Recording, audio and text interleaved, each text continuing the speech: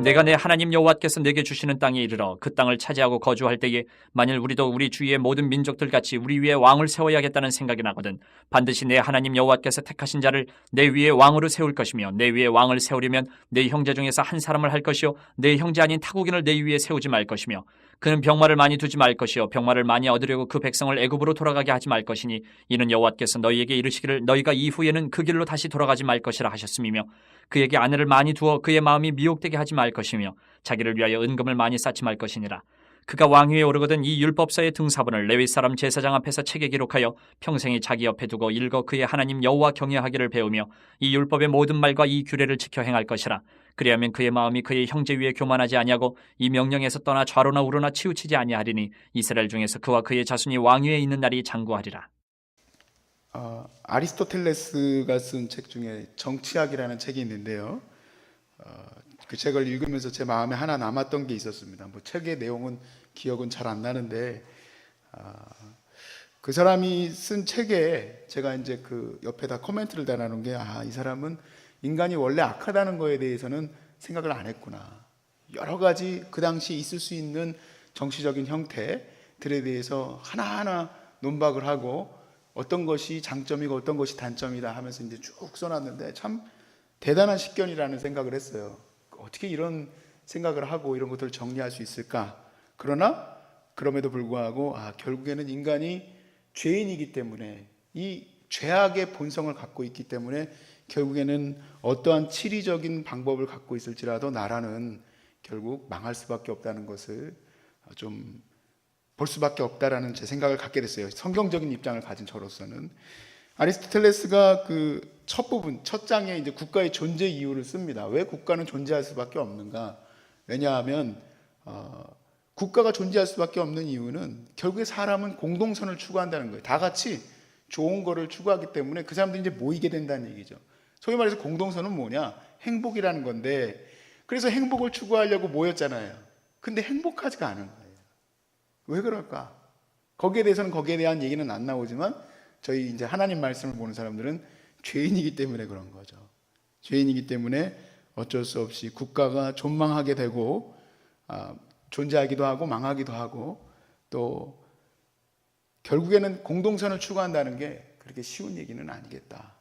그럼에도 불구하고 오늘날에는 나라가 다들 발달을 하고 발전을 하고 정치적인 것들도 발전을 하다 보니 오늘날에 이르게 되지 않았겠습니까? 그래서 오늘 말씀은 왕에 대한 율법이지만 왕정을 갖고 있는 나라가 그렇게 많지 않죠.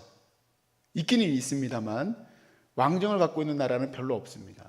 그 이유는 왕정이 갖고 있는 큰 단점들이 많이 있기 때문이겠죠. 그런데 우리나라는 민주주의 국가죠. 민주주의 국가에 살고 있는 우리에게 이 말씀이 어떻게 적용됐으면 좋을까? 그래서 소위 말해서 세상 사람들로 말하면 공동선이 정말 이루어지고 또 하나님이 원하시는 이 말씀의 원리들은 우리에게 어떠한 것을 가르치고 있는가를 우리가 보기를 원하는 겁니다. 우리나라 그 정치 체계에 대해서 가장 유명한 구절이 하나 있죠. 대한민국 헌법 제1조 1항에 대한민국 민주공화국이다. 대한민국 주권은 국민에게 있고 모든 권력은 국민으로부터 나온다. 이 영화대에서도 나왔었기 때문에 아주 유명한 구절입니다. 그래서 뭐 웬만한 사람들은 다 알고 있는데 이 민주주의라는 말이 사실 이 1조 1항에 다 들어가 있죠. 그래서 국민으로부터 권력이 나온다 그랬어요. 아무리 국민으로부터 나와도 사람이 너무 많아서요. 사람이 너무 많아요. 물론 이제 영화적으로 보자면 이제 국민 하나가 권력이나 이런 어떤 막 뭐라고 그럴까 그 국민 자체에 대해서 이제 더 많이 두려고 했지만 사실 정치라는 거는 이렇게 많은 사람들이 다 같이 이럽시다 저럽시다 할 수가 없단 말이에요.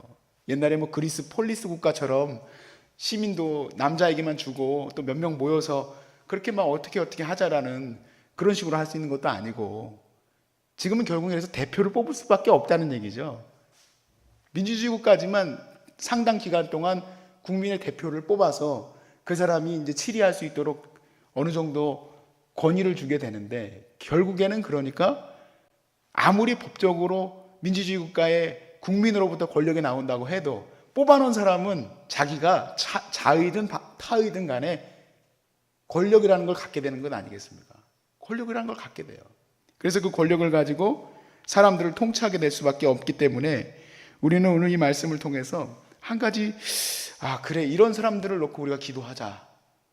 그래, 내게 혹시 하나님이 통치권을 주시게 되면 나는 또 이런 사람이 돼야 되겠다. 이런 생각을 좀 가질 수 있었으면 좋겠습니다.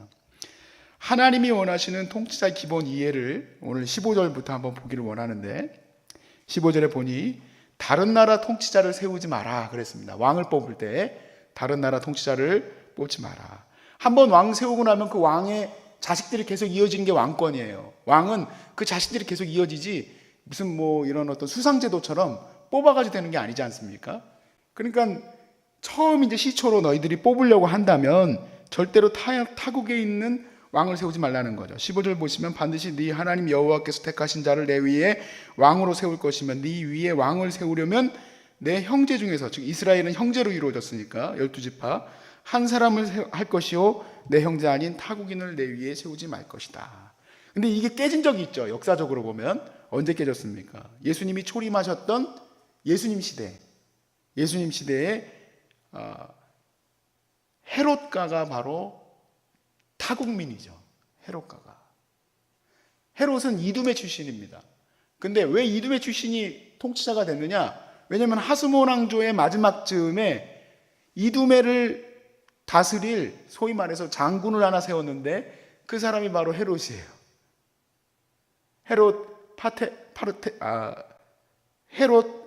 죄송합니다. 이름이 정확하게 안티파테르군요. 안티파테르를 이두메에 세웠는데 이 사람이 이제 소위 말해서 이제 전복한 거죠. 김일성처럼 가가지고 이제 권력을 갖고 와서 분봉왕이 자기가 돼버리고 말죠. 그리고 나서는 이제 어떻게 합니까? 이스라엘 백성들을 위해서 통치하는 게 아니라 결국엔 자기 가족들의 계속된 치리를 위해서, 자기 자신의 이익만을 위해서, 그리고 정통성이 없는 자기 자신의 정통성 때문에 예수님 당시에 어떻게 합니까?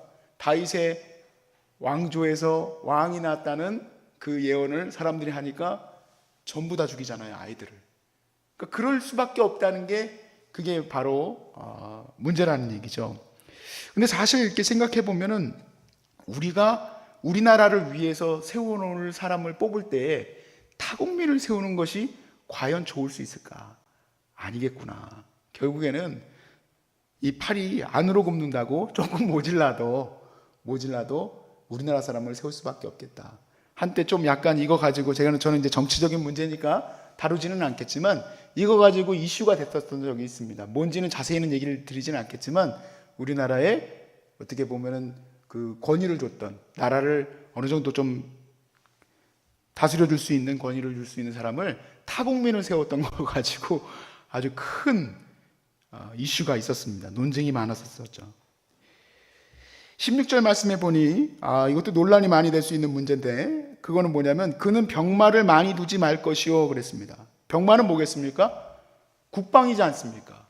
근데 왕의 어찌됐든 대한민국 대통령도 그렇고 통치자의 가장 중요한 역할 중에 하나가 나라를 지키는 건데, 나라를 지키는 일을 위해서 병마를 많이 두지 말라는 거는 조금 이거는 뭐지 하는 생각이 들 수 있어요. 근데 그 다음을 읽어보면 알 수 있습니다. 그건 뭐냐면 병마를 많이 두시려고 하지 마라. 병마를 많이 얻으려고 그 백성을 뭘 하기 때문이냐면 애굽으로 돌아가게 하지 말 것이다 라고 그랬습니다. 소위 말해서 이스라엘이 과거에 종되었던 그 이집트에 또 의지하려고 하지 마라. 너희들의 힘이 비록 100% 맥시멈을 해도 다른 나라에 비해서 그 국방이 조금 부족할지라도 하나님이 너희를 지키시고 계시니까 임의로 너희 자신이 그 나라의 종이 되려고 하지 말라는 얘기예요. 근데 이 일이 실제로 이스라엘이 멸망할 때 벌어지게 됩니다. 이집트의 스스로가 종이 되어버려요. 우리나라를 지켜달라고 가서 종이 되어버린다 이 얘기입니다. 결국 하나님에 대한 그 확실한 믿음 가운데에서 우리가 이 나라를 지킨다는 것은 다른 나라의 임의로 종이 되려고 해서는 안 된다는 얘기죠. 그것을 우리가 또 16절 말씀에서 보게 되고, 이스라엘의 멸망의 원리 두 가지가 여기 다 나옵니다. 15절에 보니까 타국민을 왕으로 세웠을 때 이스라엘이 어떤 곤욕을 치렀고 결국에는 그 헤롯가에 의해서 AD 70년에 이스라엘이 멸망한 이후에 지금까지에 이르게 됐죠. 또 16절 말씀과 같이 병마를 많이 두려고 애굽으로 병마를 소위 말해서 그 국방을 갖다 의탁을 하려고 했을 때 이스라엘이 어떻게 망했는지를 이제 우리가 또 보게 됩니다. 17절 말씀에 그에게 아내를 많이 두어 그의 마음이 미혹되게 하지 말 것이며 자기를 위하여 은금을 많이 싸지 말 것이다. 여러분 대부분 뉴스 일면에 제일 많이 나오는 우리 통치하시는 치리자들의 문제가 뭡니까? 전부 은금 문제죠. 돈에 관련된 문제. 이거 가지고 전부 다 나오십니다. 가장 작은, 저는 어찌됐든 치리자가 아니고 피지배자죠. 저는 그냥 국민이에요. 국민이지만 국민으로서도 마음에 재물을 두지 않을 뿐만 아니라 우리가 가장 관심 갖고 기도 제목으로 1순위로 둬야 될 사람은 누구냐면 무엇보다도 검소한 사람을 우리가 하나님 앞에 기도해야 될 줄로 믿습니다. 자기를 위해서 돈을 채우려고 하는 욕심이 없는 사람이 어디에 있겠습니까? 지금은 많이 안 그렇습니다만 과거 한때에는 어찌됐든 선거해가지고 자기가 선출이 되고 나면 그동안 들였던 돈이 있잖아요. 선거하느라고. 그거를 갖다 채워놓으려고 했었다라는 얘기가 있을 정도로 그렇게 자기가 당선만 됐다 하면은 막 온 그냥 돈을 다 끌어모으려고 하는데 지금은 이제 시대가 좀 많이 바뀌었으면 좋겠는데 우리가 정말 기도해야 될 첫 번째는 돈을 사랑하지 않는 사람이어야 될 줄로 믿습니다. 결국에 솔로몬에 의해서 나라가 분열되게 됩니다. 하나님이 이제 너희들 나라는 분열될 거다. 여로보암, 르호보암으로 이제 나뉘게 되는데 그 이유가 뭡니까? 솔로몬이 아내를 많이 두어서 우상들이 이제 많이 들어오게 됐단 말입니다. 이 나라에. 그러니까 하나하나 지금 신명기에서 다 하지 못하도록 왕에 대해서 지금 이렇게 하면 너희들은 안 된다라고 하는 것이 어느 정도로 그 위험에 대한 경고인지를 우리가 보게 돼요. 전부 뭐냐면 나라가 망했던 이야기예요. 15절도 마찬가지고 16절도 그렇고 심지어 17절도 이스라엘이 남북으로 갈리게 되는 아주 중요한 문제로 우리가 보게 됩니다. 그 다음 18절에서 20절까지의 말씀에 보면 통치자는 어떤 사람이어야 되느냐 다 읽지 않겠습니다. 18절에서 20절의 말씀에 보면 하나님 말씀을 가까이 하는 사람이어야 된다는 거예요. 우리 첫 번째 기도 제목이 될 줄로 믿습니다. 지금 이제 우리가 2주 정도 남았다고 합니다.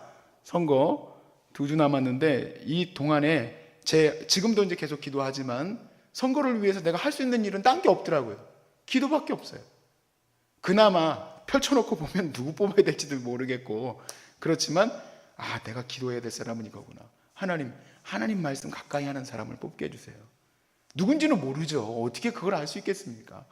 근데 그나마 그래도 죄인이기 때문에 모두가 다 죄인이지만 하나님 말씀을 가까이 하는 사람은 그래도 조금 더 하나님 말씀대로 가려고 하지 않겠습니까?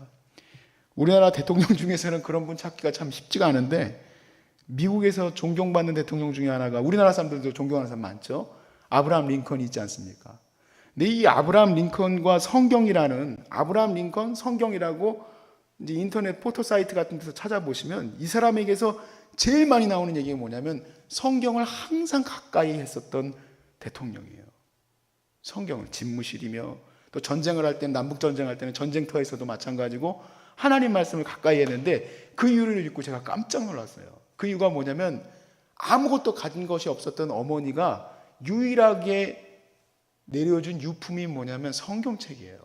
어머니의 성경책을 그 아들 링컨이 물려받고 그 링컨에게 이렇게 유언을 했답니다. 저도 이런 유언을 할 수 있을지 모르겠습니다만 우리 지난주인가 우리 소중한 사람들 서울역센터에서 제가 무엇을 상속하고 싶습니까? 라고 얘기했더니 한참 돌다가 어떤 분이 그런 얘기를 했는데 성경책을 내려주고 싶습니다 그랬어요. 그렇구나. 우리 형제님 한 분이 저는 성경책을 내려주고 싶습니다 그래서 다들 웃었어요. 제가 왜냐면 약간 농담을 했어요. 저는 성경책 내려주지 마세요 그랬어요. 어머니한테 그 얘기를 듣고 나서 서로 너무 좋다 그랬는데 아멘하고 뭐 박수도 쳐주고 그랬는데 제가 이제 어머니한테 농담으로 저는 성경책 내려주지 마세요. 저는 새 성경책 좋아해요. 그랬었었는데 이 링컨은 성경책을 어머니에게 유업으로 받을 때 이런 유언을 받아요. 뭐냐면 제가 읽어드릴게요. 부자나 위인이 되기보다 성경 읽는 것을 즐기는 사람이 되라고 마지막 유언이 그거래요. 부자나 위인이 되기보다 성경을 읽는 것을 즐겨하는 사람이 되라. 즉, 이 사람에게 가장 중요한 목표가 성경을 읽는 사람이구나. 그러니까 그렇게 좋은 결과를 얻어서 미국의 그 흑인 문제가 아직도 해결이 안 될 정도로 엄청난 인종 문제가 있지만 그럼에도 불구하고 그 시작을 했었던 사람. 어떻게 이런 대통령이 있을 수 있을까? 우리나라도 이런 대통령이 있었으면 좋겠어요. 우리나라도 이런 치리자가 있었으면 좋겠습니다. 근데 그 중심은 사람으로부터 나오기 때문에, 그러니까 그 사람은 성경을 가까이 하는 사람이어야지만 되겠구나. 내가 비록 아무것도 가진 것이 없어도 내가 내 자녀에게 물려줄 때 성경책을 물려주면서 너는 위인도 될 필요 없고 부자도 될 필요 없다. 내 자녀, 내 아이에게 막 그냥 공부 그따구로 해가지고 되겠어, 그렇게 할 것이 아니라 성경을 가까이 하는 사람이 되라고 할 수 있을까? 왜냐하면 어머니의 성경은, 그 어머니가 그런 말을 할 수 있으려면 어머니가 성경책을 얼마나 많이 읽었는지가 손때가 묻어 있어야지 할 수 있는 일 아니겠습니까? 그런데 그 손때 묻은 성경을 내려주면서 그렇게 했다니, 내 자녀가 김일성의 어머니 그 얘기도 되게 유명해요. 요거는 제가 준비한 내용은 아니지만 그 우리 정길 형제님한테도 또 얘기를 하면서 이제 강씨 집안 얘기를 좀 했지 않습니까? 왜 강씨 집안이 북한에서 유명합니까? 강반석. 소위 말해서 김일성의 어머니가 강반석인데, 그건 사실인지 아닌지 내가 공문을 읽어보지는 않았기 때문에, 이제 실질적인 문서를 읽어보지는 않았기 때문에 그렇지만, 이야기에 의하면 강반석이라는 이 권사님이 교회에 와서 맨날 잠만 잤대요. 그래서 김일성이를 데리고 항상 이렇게 예배를 드리러 가면은 뭐 이딴 저기가 다 있나, 와가지고 앉아가지고 졸기만 하니, 그러면서 그 사람이 이제 그랬다고, 왜 신앙이 그에게 전수가 안 됐을까 한탄하는 글들이 이제 몇 개 있더라고요. 그런데 링컨 같은 경우에는 어머니가 아무것도 내려준 것이 없지만 성경을 읽는 것에 대한 강력한 동기부여를 했기 때문에 이러한 사람이 나올 수 있었다면, 나는 지금 그냥 필려지만 우리의 자녀들을 통해서 통치자가 나와야 하는 것이 대한민국도 헌법이잖아요. 그렇게 될 수 있다는 것 아니겠습니까? 그러니까 누구나 우리는 성경에 대해서 가까이 하고 성경을 기뻐하고 성경을 즐거워할 수 있는 사람이 될 줄로 믿습니다. 그럴 때에 이 나라가 소망이 있을 것 같아요. 이 나라에 진짜 소망이 어디 있을까? 파라군에서 좋은 공부를 마치고 최고의 학교에서, 하버드 대학교, 그것도 모자라서 스탠퍼드에서 뭐 법대를 공부하고 왔던 사람이 우리나라의 최고의 변호사, 최고의 뭐가 돼가지고 정치하겠다고 나와서, 그래서 되는 게 아니구나. 우리가 지금까지 많이 보았잖아요. 그 사람들 뭐 또 뉴스에 나오고 알아보니 뭐 또 여자 관계가 엮여 있고, 다 이런 것들을 어떻게 지켜나갈 수 있을 것인가. 결국 결론은 하나님 말씀을 가까이 하는 사람을, 내가 하나님 말씀을 가까이 하는 부모가 돼야 되겠고, 또 그리고 우리 하나님께서 세우실 사람은 하나님 말씀을 가까이 하는 사람이 뽑힐 수 있도록 기도할 수 있길 주의 이름으로 축복합니다.